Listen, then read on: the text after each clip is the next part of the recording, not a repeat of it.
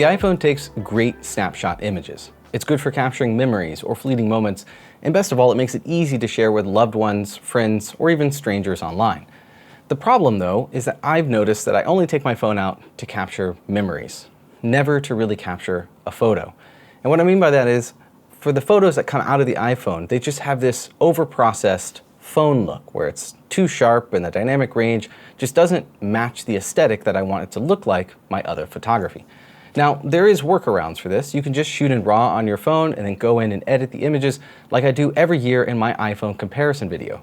The problem is, that's a pretty tedious task for every photo that I take on my phone, and I don't really want to sit behind the computer editing all those images. So a few months ago, I made a video where I deep dived and spent over a month testing different iPhone apps to see if there was a way to capture images that didn't have that Apple processing, that also made it where I could edit in the field using recipes or film simulations. And there was a clear winner when I made that video, and it was called NoFusion. And I got a ton of comments in that video asking to take a deeper dive and deeper look into NoFusion, so that's what this video is going to be about. We're going to talk about custom LUTs, we're going to talk about the best way to get the highest image quality out of the app, and best of all, it's really easy to use if you want to use it without any of the stuff that I just mentioned. Okay, so really briefly, I just want to say I have no affiliation with NoFusion. I don't have any affiliate links. I'm not going to link you something that gives you a discount or for free or that I get a kickback on. This is all independent that I've just been using myself, and also going on their online community on the Reddit forums and seeing what people have to say about the app. And I even asked people what they wanted to be included in this video so that I hope I cover everything. Now, the best part about NoFusion, or just using the app in general, is that you don't necessarily have to deep dive and change every little setting to get it to work right. You can actually just download the app and start using it, and it does a very good job at taking images that are aesthetically pleasing right as you start using it. So the way I'm going to format this video is it's going to get more technical as we go along. So if you want to know things like how to install custom LUTs or how to get the best raw image quality out of the video, you'll have to keep watching. But if you don't care about really any of that, you just want a good brief overview of what the app does, that's how we're going to dive in. So the last thing I want to say is that I'm using the paid version of the app. I bought the lifetime subscription, which I believe at the time was $30. But the best part is I believe just a year-long subscription is only like $5, so that you can just buy it for $5, see if you love it, and if you don't, well, only use it for that year that you paid for. So when you open the app, this is what you are going to see on your phone screen. So I'm actually just going to briefly go through the entire interface, and that should give you a pretty good idea of a lot of what the app can do. Up here in the top part, you're going to see a flash button. So you would just click through this to turn on or turn off flash. The next one is going to be the max button. And what the max button does is enables the maximum resolution that you can take on your particular iPhone. If you have a non-pro version, you won't be able to take 48 megapixel images, but if you do have a pro version of the phone, that's, I believe, the 14 Pro or higher, you'll be able to take 48 megapixel images, and we'll talk about that in a little bit. But basically, this toggle just turns on or off, taking the highest resolution images on your phone. The next one is HDR. Now, all this does is that when you take the image, it will enable HDR for viewing. It doesn't change anything about the image you actually take. It just makes it where when you view it in your photo library or something like that, it has those really bright brights that will burn your retinas when you're scrolling on something like Threads or Instagram in the middle of the night. I particularly leave this off because I don't really like tone-mapped images, especially when I'm viewing them at night, like I said. The next one is going to be your ratio. 4:3 is the largest ratio that will use the whole sensor on the iPhone. And the next one you might not have on your particular iPhone because you haven't set it up yet. So one thing I briefly want to say is that you can actually change the interface by hitting the settings icon and going to edit function buttons. Now, once you go into the edit function buttons, you'll see that I can go in here and change or add things here. And I have my ProRAW button here, and you can also add a few down here if you want to. I think the only one that I've added or changed is this ProRAW icon, and that's just so that I can switch between ProRAW RAWs and BayerRAW RAWs, which we'll get to in a little bit. Down here you can see your grid, so you can turn on a grid. Over here you have a timer button, so when you click it, there'll be a 3-second and 10-second here. So just be aware that when you click it, it brings up two other ones. So I'm going to turn it back off, is right there. And the last one is a histogram. So that'll just bring up a histogram. If you don't know what that is, don't really worry about it. If you do know what it is, you might want to use it. Down here is going to be your effects window. So this is going to bring up both your recipes and your different effects down here that we'll cover in a little bit. Past that is going to be all of your natural focal lengths of your camera. The only one being this 48 for me is just the 2x on the main camera. These could be different for you depending on the particular iPhone that you're using. So for example, if you're on the iPhone 15 Pro Max or if you're on the iPhone 16 Pro, that'll probably say 120 instead of 100, but that is how you switch between each camera. Here is going to be your image quality or image format button, which we'll dive into more as we continue on. Next up is the manual controls. Now, these bring up things like shutter speed, ISO, and white balance, and you can manually change those when you bring that up. However, I will say that I don't typically use manual settings unless I'm teaching someone photography on their phone. It's a great way to learn things like shutter speed and ISO so you can see what they're doing, but for the most part, I leave my phone on automatic. And one of the biggest reasons is because these are not accessible when you're shooting 48 megapixel RAWs.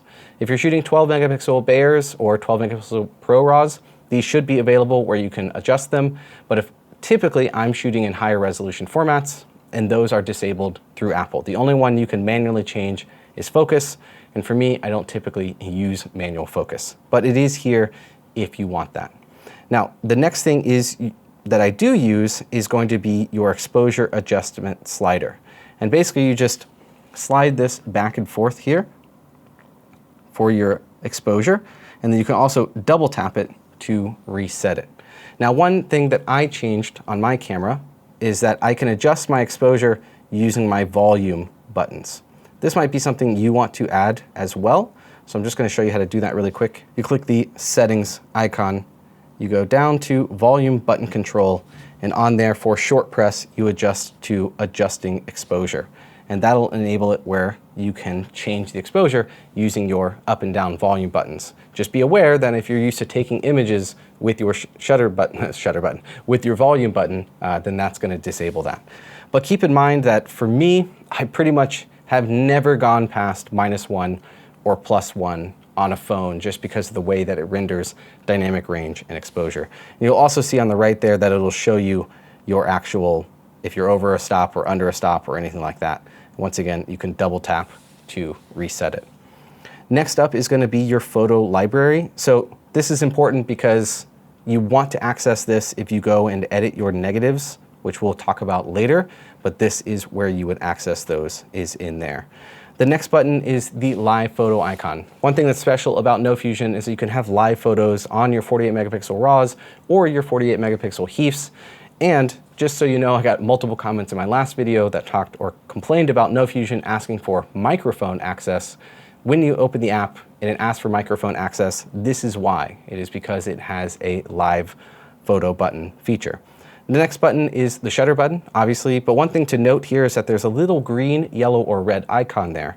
When it's yellow, it's processing or taking an image, but you can take another image. If it's red, you can't take another image, but that is what that little icon means. The next one is going to be the settings icon. Obviously, we've already used that. And the last one is just going to flip to the selfie cam, which you can see me down here and my Osmo that I'm using to record the screen right now. All right, so next up, let's talk film simulations. This is one of the main reasons to use No Fusion because it has some great built-in film simulations or recipes, whatever you want to call them. You could even call them filters. It's pretty much all the same thing. There are two ways to access the filters or recipes in No Fusion. You can either click the Effects tab and you'll get to actually see some of them down here. Now, the first ones you see here that have their full name out, those are my custom recipes that we'll talk about at the end of the video. But once you keep going down, you'll see ones that are only abbreviated. And if I wanted to know the names of those, I would just tap on it again and it'll show it to me for example, this is Fuji Nostalgic Negative. And you can go through this and you can change your recipe that way.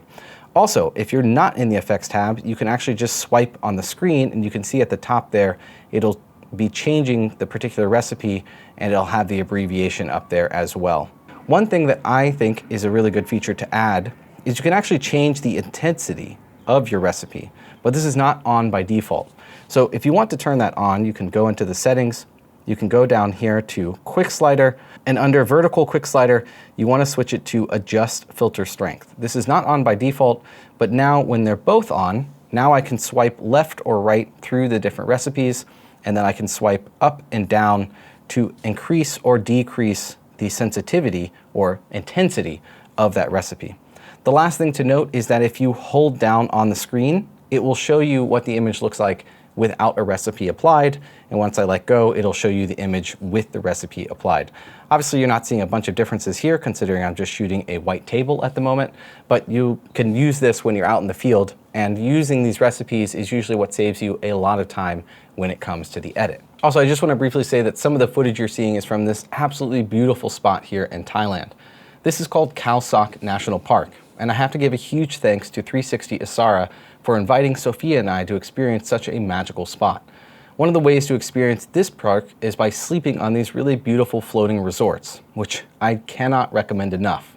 Waking up there, hearing the sounds of gibbons in the forest, elephants trampling around on the bamboo, it is an unforgettable experience. And if you're interested in seeing a lot more, Sophia and I are actually starting and working on a brand new YouTube channel that focuses more on travel, but in the style of introvert vlogging, meaning the content is much less about us and more about the things to see or do in a particular spot. I'll have a link in the description for both 360 Asara that you should absolutely check out if you ever visit Thailand. And if you want to see more of our new YouTube channel, which is going to be called Beyond a Postcard, I'll also have a link down there as well. And hopefully by the time this video releases, we'll have at least one video out. Along with those film simulations, you can also add effects in NoFusion. So let's briefly talk about the 5 effects that you can add. That's also in this particular window, and this is the only spot you can access them. The first one is going to be the bloom/glow effect. The next one is the prism effect. This one is the grain effect that adds a bit of grain similar to something like film grain. This is going to be the vignette effect. And newly added recently is the halation effect. Now I'm going to go through all 5 of these and show you the differences between their intensities and my recommendations for which ones I would use. The first one is the bloom effect. I typically only use one level of bloom on my images, and I don't really push it past that. And that's mostly because it really affects the entire images, including shadows. And I particularly like the bloom effect a little bit because it kind of softens the image, kind of removes that iPhone or overprocessed look, or at least helps when you're taking your images. The next one is the prism effect. And again, on the screen, you can see all the different variations of that. I never use this particular effect just because I don't really like the results and it's not the kind of images that I take. The next one is the grain effect. Now the grain effect I do use, once again, adding one level of grain typically helps the image soften up a little bit, removes that overly sharpened look that we're trying to get rid of a lot of the times when we're shooting in NoFusion. Now, I usually only use level 1, but you can actually use all the way to level 3 depending on what you're doing with your final image. Because at level 3, it's still hard to see on a little phone screen like this. So just be aware that even at level 3, if you're sending it right to something like Instagram, that's when you actually might be able to see it when you are scaling it down to Instagram viewing size.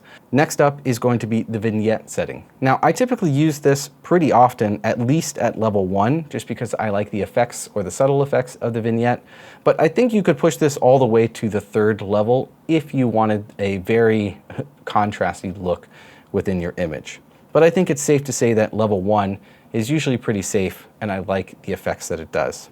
Now the last one is halation. Now I haven't used this one as much, and if you're curious what halation is, it's typically what causes bloom type reds around bright parts of the image. This goes all the way back to shooting with film and how the film emulsion reacts to certain levels of light and how light bleeds through on edges of an image. So like right now on my face, if there was light on the edge of my glasses here, there might be a little bit of a halation effect. What's really nice about how it works here on NoFusion is that it really only tends to affect the brightest parts of the image. Unlike the bloom effect, which tends to affect the entire image, including the shadows, the halation effect really only affects those really bright spots, which I like that process. But what I would say is be careful using halation in combination with bloom, because sometimes it'll get too bright or too glowy really quickly. But I think you could use all 3 levels of halation. And I think that it actually works all the way to the top level depending on the image that you're trying to take or the aesthetic that you're going for. Don't be afraid to bump that up. A lot of the times I have it at 1, my vignette at 1, and my grain at 1. And this is really what I've been shooting with the most. Every once in a while I'll have bloom 1 or change one of these to a higher intensity. But for the most part, I shoot a lot of my images using these 3 settings. Also, if you'd rather read a lot of this information, I'm gonna have a full article that matches everything in this video, including some of the comparison images so you can see the different effects between halation or using vignette or anything like that. And you can also use that article to recap or relearn a lot of the information that was in here so you don't have to skim through the video again. But don't click away from this video so that it helps me with the algorithm, but that link will be in the description, and we'll also have my presets that we'll talk about later in the video. If you're interested in that, be sure to check it out down below. Okay, so next up, let's talk about the RAW pipeline, or how these images are processed in NoFusion. So if you go back here and you click on this RAW icon, you can actually bring up this little question mark and it'll tell you some brief information about the RAWs, HEIF and HEIF Plus. But there's 2 different RAW settings that you can use in NoFusion. So if I open my settings here and I scroll down to my advanced settings and go to RAW, there's going to be something on here called RAW pipeline. And there's one called BayerRAW and one called ProRAW. The difference between these 2 is that ProRAW is Apple's processing. Also, ProRAW is what enables you to be able to shoot 48 megapixel RAW images or HEIF images as long as you have a Pro iPhone that's 4 years or newer, I believe, 14 or higher. BayerRAW is what's used as a 12 megapixel RAW, but it removes basically as much Apple processing as possible. So basically the difference is that when you shoot in ProRAW, it's doing a lot of different things to increase the dynamic range of the image by taking multiple exposures and blending those together immediately. It's doing a bunch of noise reduction. It's using a quad Bayer sensor if you have it so that it can take a 48 megapixel image. And it's processing all of that at the time that you shoot the image. Now, if you shoot a ProRAW on NoFusion and you shoot a ProRAW in the native Apple app, there are slight differences in processing. The NoFusion app is going to have less sharpening and it's going to be a little bit less saturated. But for the most part, the biggest side-by-side between the 2, if I take one in one app and one in the other, is that the NoFusion will be less sharp and less processed. But it still captures all of the dynamic range. It's pretty hard to tell the differences between the 2. If you shoot a BayerRAW, this is equivalent to something like what Halide uses for their Process Zero, or any other RAW camera app that has a Process Zero thing. It's very likely shooting in BayerRAW. What BayerRAW is, it doesn't do any of that dynamic range combination.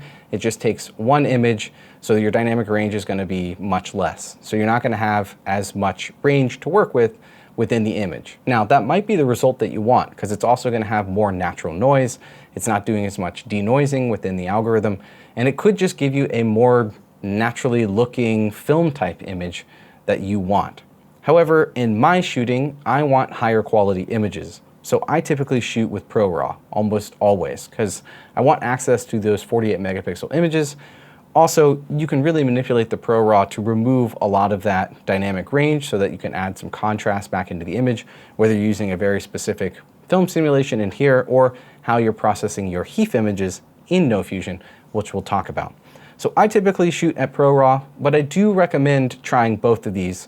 One other thing is that if you're shooting in BayerRAW and you go to shoot your images, the BayerRAW preview when you shoot could look very different than your actual result. And that is because it processes the BayerRAW, and then if you had a very contrasty scene, it might not capture all of it because it's not doing all of that process that you might be used to when you're using ProRAW. Okay, so next up is going to be HEIF Plus versus HEIF. Now, HEIF Plus is one of the reasons NoFusion is so great, is because HEIF Plus enables you to not shoot RAW images, but still shoot HEIF images, which are compressed images that you can share with friends or family that are ready to go to be posted, still at 48 megapixels. And my hypothesis here is that the HEIF Plus images are actually just RAW images taken within NoFusion that are processed the second you hit the shutter button.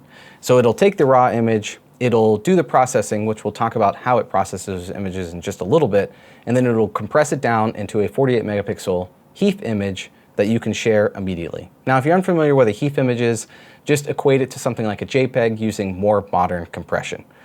Now, the HEIF version on here is Basically, if you were just to take your image right in Apple's iPhone app. This doesn't have any bypass of any of their processing.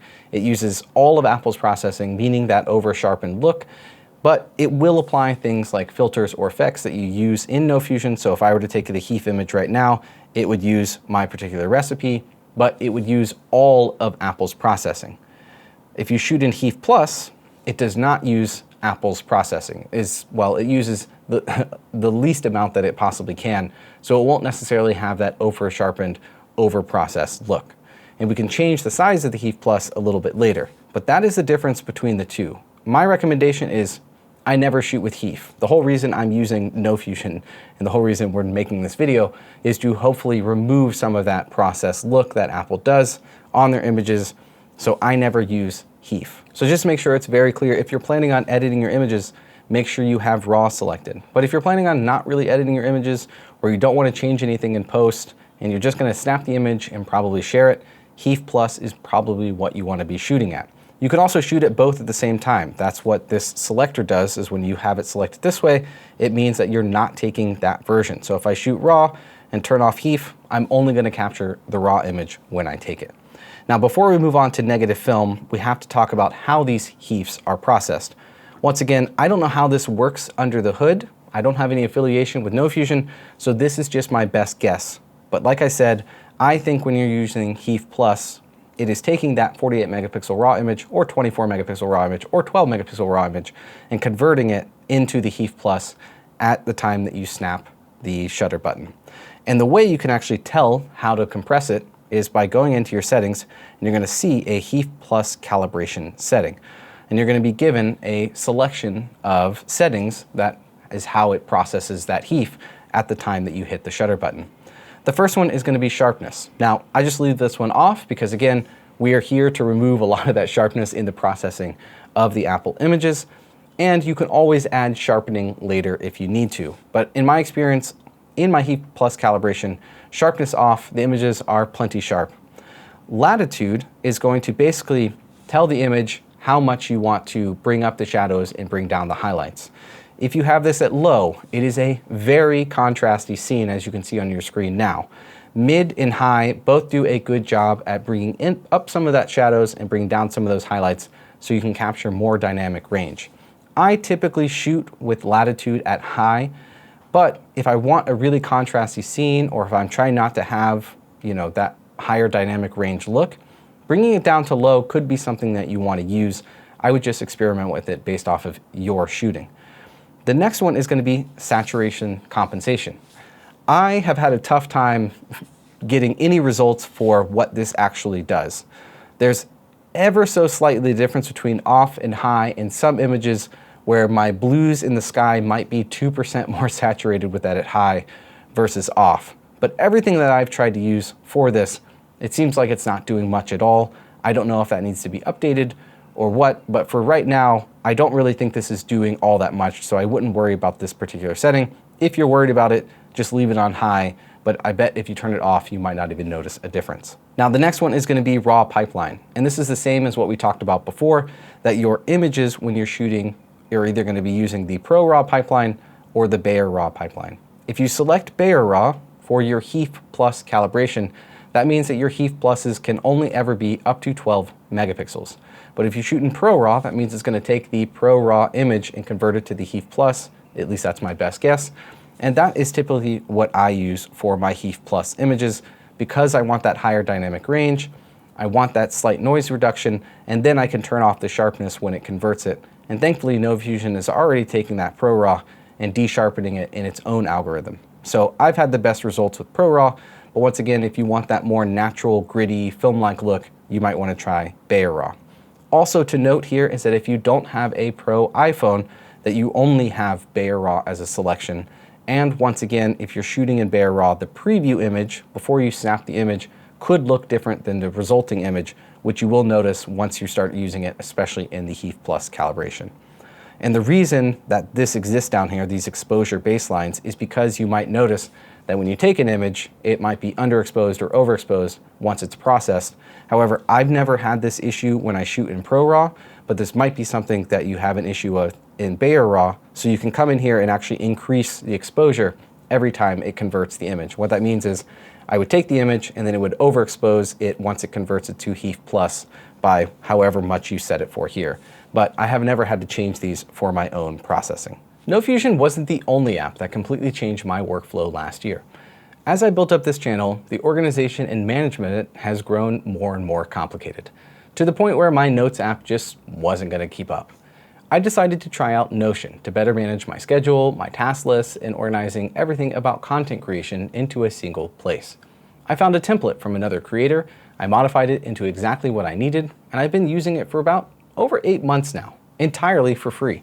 Thus, when they reached out to sponsor this video, I happily said yes. If you're looking to start something new in 2026, like a business, a hobby, a new project, almost anything, Notion can help organize your tasks, ideas, scripts, schedules, and everything in between. The best part is that you can start like I did, from a template and build whatever you'd like using Notion's AI agent to help create what you need. For example, I wanted to decrease the length of finished projects that grew over time to remove some of the clutter in my production board, and I simply asked Notion agent how to do so, and it took me less than a minute to figure it out. Notion has become critical to my entire workflow for creating content. It handles everything from ideation, scripting, shot lists, sponsor tracking, due dates, and recently I've been using it to explore how it can help facilitate content analysis and title creation for videos like the one that you're watching right now. Notion has thousands of templates that you can start from, and you can try out the Notion agent completely for free using my link in the description or by scanning the QR code that you can see on the screen now. Notion has greatly improved my project management for this channel, and videos like this one wouldn't be possible without them, so a huge thanks to them for sponsoring this video. All right, so last but not least in this is going to be negative film. Now, I saved this one for last because I don't personally use it, and you're going to find out why. But if you did ever want to take images and edit them later, change the filter, change the effects, anything like that, you can use negative film to do that. And once you click negative film, you're going to be given the option of how that pipeline is done. Once again, I use ProRAW for my pipeline. So let's say I take an image with negative film and I snap the image. That means that I can open up my photo library here. It'll say negative here, and I can click these little star icons. I can hit negative film, and I can go back in, and now I can retroactively change all of the effects that were on the image if I want to.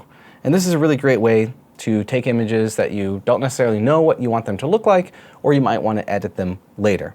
And the reason that I don't personally use negative film is because NoFusion added the ability to convert raw images into negative film. So right now, I have now exited the negative film selection, and I'm going to shoot just this raw image here. So now I'm going to take this image, I'm going to open up my library, and now you can see up here that it says it's raw. But what I can do is I can actually come down here and convert the raw to negative film. It'll do that process, and now if I open up that raw image or the negative film, I can go back in and edit it just like I would if I was in the negative film selection. One cool thing is actually if you've taken any raw images with your iPhone before you downloaded NoFusion, even with a different app, you can actually bring RAWs in, convert them to negatives, and edit them with the film effects or the things like vignette and stuff right in NoFusion as well. But that is what the negative film selection does. Now you might be wondering, why would you ever shoot with negative film if you can just shoot with RAW and convert? Well, for me, that is the answer. I would rather just shoot in RAW and convert it to negative film if I ever want to go back and change anything. However, from what I've been told, when you shoot in negative film, when you take the images, it doesn't take as long to process the images. So you can take more, it has less impact on your battery life and less impact on the processing speed, and then you have to go back and decide what you want to do with those images. However, for me, shooting on the iPhone 17 Pro, which is a privilege to have the latest phone, I don't really have a ton of issues with battery life or processing speeds. So in my experience, I've always just shot with HEIF Plus when I don't really think I'm ever going to go back and change anything, or I'll shoot with both RAW and HEIF Plus if the image is really nice and I might want to go back and change something. That has been my workflow. One last thing on negative film is you can actually go in here to the settings, and they've added a save in HEIF Plus format when you're shooting a negative film so that it'll actually save HEIF Plus when you take the negative film image. But once again, if you're at that point, that's going to require more processing and more battery. And I would highly recommend just not using negative film at that point and just using RAW and HEIF Plus, because you can always convert the RAW into a negative film so you can reprocess it using No Fusion. All right, so one more setting before we dive into film simulations is going to be the photo size setting, which is going to be obviously in your settings. Going to come down here to photo size. And this is just going to give you a brief overview of how the images are compressed or saved. So for example, my recommendation for the ProRAW format is going to be JPEG XL lossless. I have a whole video, well, at least half a video that I talked about it here. Basically, you're never going to tell the difference between JPEG XL lossless and JPEG, and it's also going to save you some space. If you really want to save space, you can use lossy. I guarantee you that you probably can't tell the difference between lossless and lossy either. But for me, for a lot of my comparison sakes and shooting on this channel, I try to use the one that is lossless. That is my recommendation. Now, when it comes to HEIF settings for photo size, I use the largest because I want the highest quality, largest megapixels. On live settings for video file size, I don't typically shoot live photos. I don't think I ever have on No Fusion, but I just leave it at large because if I happen to turn it on, I would want it large. And most importantly, my max resolution I have set to 48 megapixels. What this is going to do is that if I'm out here shooting in the max mode, which is once again up here, that means that it's going to take 48 megapixel images. Whereas if you want your max mode to be 24 megapixel images, this is where you can set it, right here in photo size. The nice thing, it'll also tell you all the predicted sizes of those file types right here at the top as well. All right, so the last thing I want to talk about is custom film simulations. This is where not only can you start to use the communities that are out there like on Reddit or people like creators like me, you can also develop your own looks and simulations right for No Fusion. The easiest way to start is by going into your settings, going down to stylization, and you'll see here that you'll have all of the default simulations that exist in No Fusion. Now, one quick thing I want to mention is that for me personally, I end up not using all of these film simulations because I don't really shoot certain types of looks. And if you have that and you discover that you're not using some of them, you can click the edit icon and you can actually go here and hide or show a lot of these to hide or show those particular recipes. Now, you'll notice that I have some custom presets here. We'll talk about that in a second. But the next thing I want to say is that if you want to come in and create your own preset, obviously you just click the Add New Preset here. Now, you can start with a blank, and that would be by clicking blank. And you can come in here and change these basic settings like lightness, color, or your HS or HLE sliders.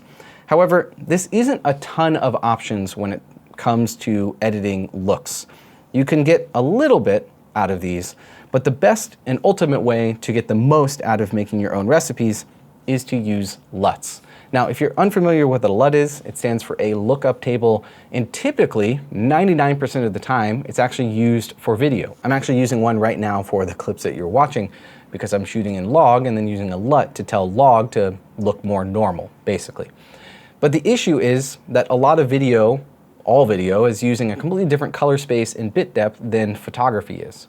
So the LUTs are made for things like Rec 709 or BT 2020 or different gammas, different color spaces, and different cameras. So if you ever go online and look for LUTs to try to apply right here in No Fusion, most of them are going to look pretty bad. However, a great workaround that I found, or the ones that end up working with No Fusion, are from Lumix. Well, not from Lumix, but the community of Lumix. And that is because Lumix cameras actually have film simulations and recipes that are developed by creators, not like me, because I don't have a Lumix camera, but they all use LUTs, or cube files. And those files actually import really well into No Fusion. So if you go online and look for Lumix cube files or LUTs, you can actually come in here and load the LUT right here under the file system, and you can bring them up, and you can see here I have some presets. This is not what you're looking for, but you would come in here, you would find some LUTs, and then I've downloaded some cube files or LUTs in here that would import right into No Fusion, and that's how you would add them. Now, when you bring these in, these are a really good baseline for looks that you might want to be using, and then you can also adjust things like exposure, a little bit of contrast here and there, and save it into a preset. And that, in my experience, is the best way to create recipes on No Fusion, is by searching up Lumix LUTs specifically, finding the communities of photographers that are making recipes for those Lumix cameras. Now, you can also create your own presets by starting with a baseline of some of the ones that are already built in. So you could come in here and select K1, and then you could just change the brightness a little bit or bring down the shadows a little bit and kind of create your own preset based off of your favorite recipes that are already on NoFusion. That's also a way to do it. Now, the last way is to just install some presets from a creator like me. Now, there's not a ton of people out there making presets or recipes for NoFusion, but I have made this quick list of 6 that you can download in the link in the description. All I ask for is your email, and once you do that, you're going to be given a zip file. Unzip the zip file on your iPhone, and then you're going to click this little icon right here. It's going to say Batch Import Presets, and then you're going to come into wherever that folder is that you saved, and then you're going to select all of those, and then you're just going to hit Open, and that will give you these 6 presets that I have made. These are adapted based off of some Lumix cubes that I found, some other creators on either the Reddit thread or on YouTube, and I've adjusted them to my liking. I'm still kind of using them to see which ones I like the most or adjusting them to fine-tuning details. But for the most part, these are the ones that I've been using pretty often recently. And the other thing is, if you want to reorder them, once you click Edit, you can move them around this way to edit the order that you see them, because they will always show up first on your list of recipes here. And they'll always show up with their full name as well, rather than an abbreviation. So I highly recommend checking those out if you're interested in. That'll be linked in the description. You'll probably have a really good time with some of these, and I have been liking them so far when I'm using NoFusion. Now, the biggest thing to remember about many of these, especially if you're importing LUTs or finding them online, is that these are not going to be apples to apples. So if you find like a Kodak Gold 200 or a Portra 400, it is very likely not going to look like correct Portra 400 or even the LUTs that you're finding online for the Lumix cameras. So if you take a Lumix LUT and put it into NoFusion, remember you're going from a specific sensor on a Lumix camera to the tiny sensor that's on the iPhone, and the way those images are processed are never going to look identical. Most of the time, it's going to look not even close to apples. However, I have found a couple that I really like and the way they're processing on here, and those are the ones that I've included in the preset that you can download. Anyways, that is it for this video. That is everything you could possibly want to know about NoFusion currently in February of 2026. I hope you enjoyed. I hope this was insightful, and I hope it was educational to you if you're someone that wants to get into using their phone to take straight out of camera JPEGs, or HEIFs in this case, that are really high quality that you don't have to edit. And let me know in the comments if you end up downloading that preset pack and you end up liking it. I would love to know. Like I said, I've only been using it for a couple weeks now, kind of fine-tuning it, trying to find the ones that I like and the ones that give me the images that represent what I want to be shooting on my phone. Let me know in the comments. Once again, if you like this video, you can like it. That helps a lot. And if you loved it and you haven't yet, consider subscribing. There's got to be a rainbow out there somewhere. We just got to go find it. Later.